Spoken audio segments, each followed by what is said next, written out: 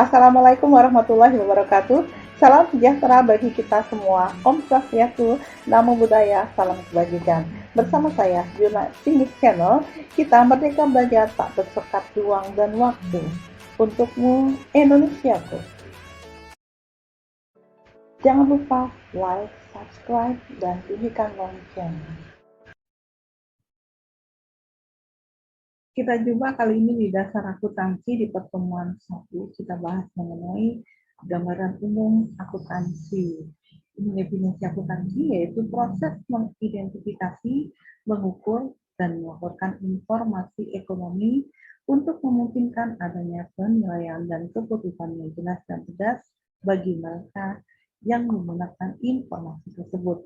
Nah, tujuan dan fungsinya adalah untuk menyajikan informasi ekonomi dari satu kesatuan ekonomi kepada pihak-pihak yang berkepentingan. Nah, di sini pemakainya siapa? Yang pertama adalah pemilik, berkenaan dengan miliknya, harta miliknya, dia bisa mengetahui berapa besar perkembangan harta miliknya dari informasi akuntansi. Kemudian karyawan, ini hubungannya dengan kenyamanan dia dalam bekerja, apakah mau lanjut atau pindah misalnya.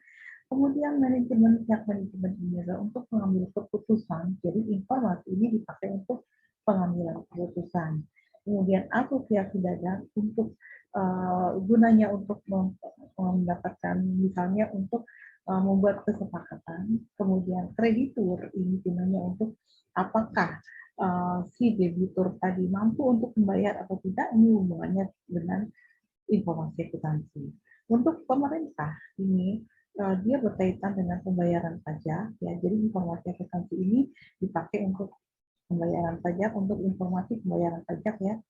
Kemudian analisis dan konsultan keuangan ini karena dia menganalisis keuangan berarti dia membutuhkan informasi akuntansi.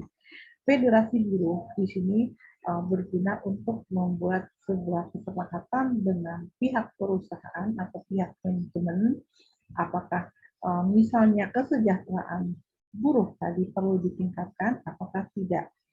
Kemudian bidang akuntansi, di sini ada akuntansi keuangan. Akuntansi keuangan ini tujuannya adalah bidang akuntansi yang membuat laporan keuangan intern perusahaan ya.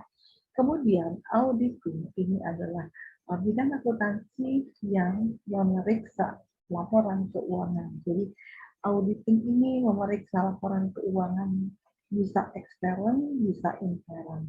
Kalau ekstern yang diaudit adalah pihak ekstern, berarti dia adalah akunting publik ya, dia yang membayar atau yang menggaji adalah kliennya, kemudian yang diaudit juga perusahaan kliennya.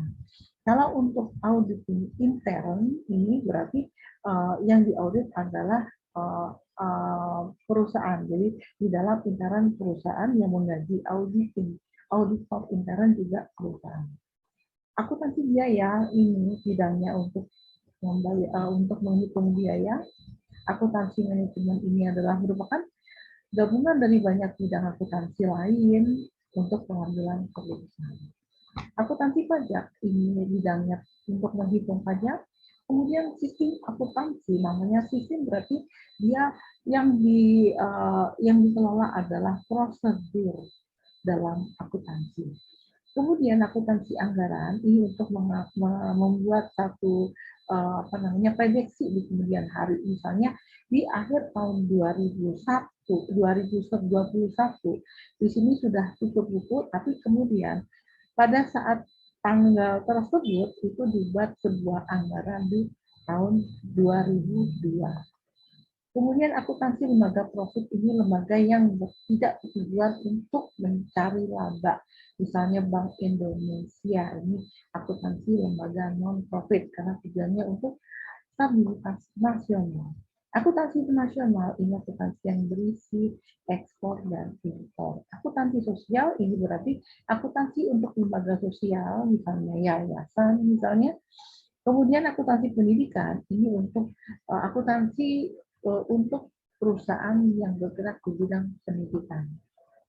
Konsep dasar akuntansi yang pertama adalah berkesinambungan. Artinya di sini perusahaan tidak dibentuk hanya untuk 1 atau 2 tahun, tapi untuk seterusnya. Periode akuntansi artinya laporan yang dibuat ini dibuat berdasarkan periode tertentu. Misalnya, laporan rugi laba dari tanggal 1 Januari sampai tanggal 31 Desember 2021 misalnya. Ini periode. Kesatuan akuntansi atau bisnis entity konsep ini berarti ada pemisahan yang jelas dan tegas antara harta perusahaan dengan harta si pemilik perusahaan. Pengukuran dalam satuan nilai uang berarti di sini apapun hartanya atau hutang piutang semuanya dinilai berdasarkan nilai mata uang yang dipilih. Harga pertukaran ini berarti apa yang dibeli, apa yang dijual semuanya dicatat itu berdasarkan kenyataannya hitam di atas putih ya. Kemudian penetapan beban dan pendapatan atau matching cost against revenue berarti di sini dalam satu periode ditetapkan berapa beban atau biaya, berapa pendapatannya untuk didapatkan laporan untuk didapatkan berapa laba dan ruginya. Selanjutnya, bentuk perusahaan ini ada perseorangan, yaitu di sini milik seorang saja. Persekutuan ini milik sekutu, berarti 2 orang atau lebih yang bersekutu untuk mencari laba. Perseroan ini satu perusahaan yang modalnya terdiri dari saham. Dan koperasi ini Indonesia banget ya.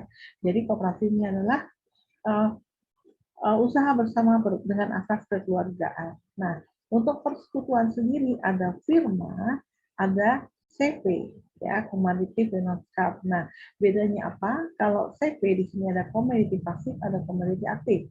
Kalau firma ini kerja bareng-bareng, ya. Untuk pertanggungjawabannya, kalau perseorangan dan persekutuan, ini tanggung jawabnya penuh.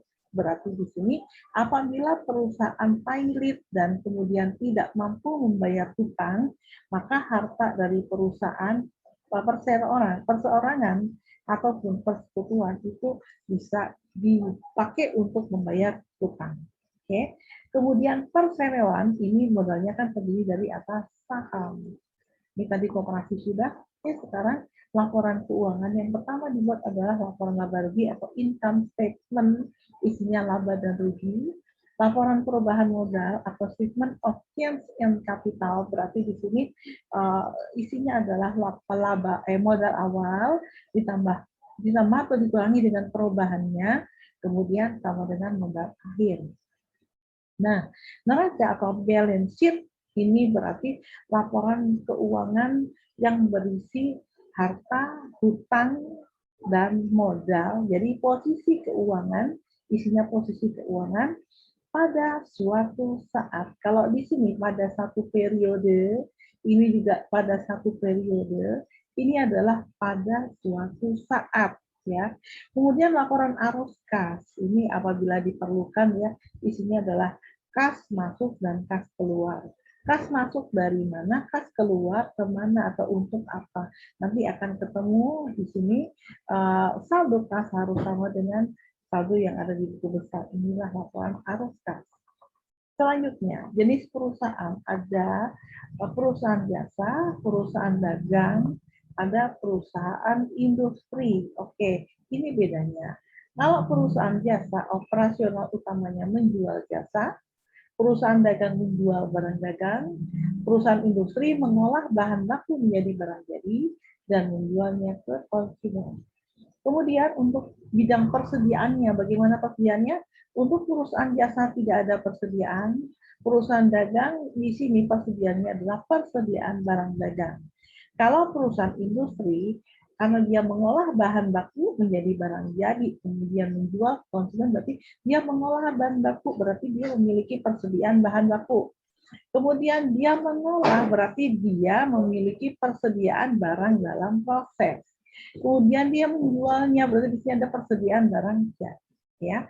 Kemudian untuk laporan rugi labanya, untuk perusahaan jasa terdiri dari pendapatan usaha dan biaya usaha dan beban ya. Jadi pendapatan dan biaya atau di sini biaya usaha atau yang disebut dengan beban usaha. Untuk urusan dagang, untuk laporan rugi labanya mengandung unsur harga pokok penjualan karena dia menjual barang dagang. Kalau perusahaan industri, di sini laporan rugi labanya mengandung harga pokok produksi dan harga pokok penjualan. Oke, sampai di sini jumpa kita. Sampai bertemu untuk topik yang selanjutnya. Wassalamualaikum warahmatullahi wabarakatuh. Salam sejahtera untuk kita semua. Om Swastiastu, Namo Buddhaya, salam kebajikan.